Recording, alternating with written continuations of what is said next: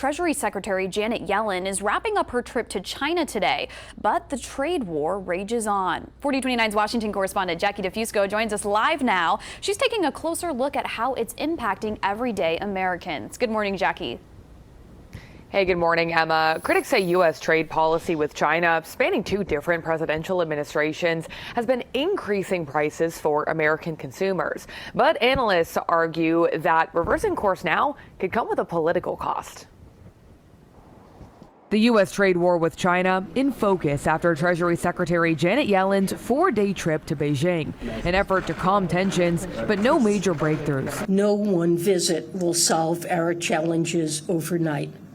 But I expect that this trip will help build a resilient and productive channel of communication. The Biden administration is under pressure to lift sweeping tariffs that largely remain in place from former President Donald Trump's administration. There's been more continuity from Trump to Biden than there has been change.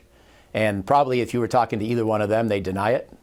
But if you look at the facts, it's pretty clear. The added fees on imports from China are intended to fight unfair trade practices. They've impacted thousands of goods, from clothes to food to household appliances, according to the Tax Foundation. At the end of the day, it's the U.S. consumer who bears the burden of higher tariffs, whether it's in the form of less employment opportunities or whether it's in the form of higher costs. But analysts say removing the tariffs could have political consequences during a presidential campaign, as public opinion in the U.S. shifts. I think the negative ratings for China have roughly doubled over the last decade, from about 40 to 80%.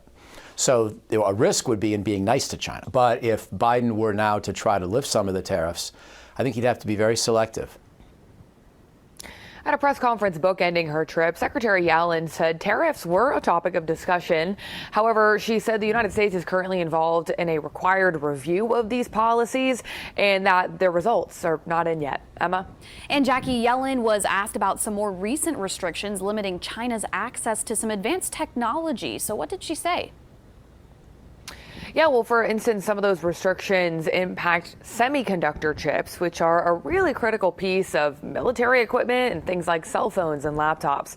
Yellen said she'll listen to China's concerns about this, but this is an area where the United States is really prioritizing national security in its economic policy. However, Yellen did say this is a targeted effort and that the U.S.'s goal is certainly not to totally separate and sever economic ties with China.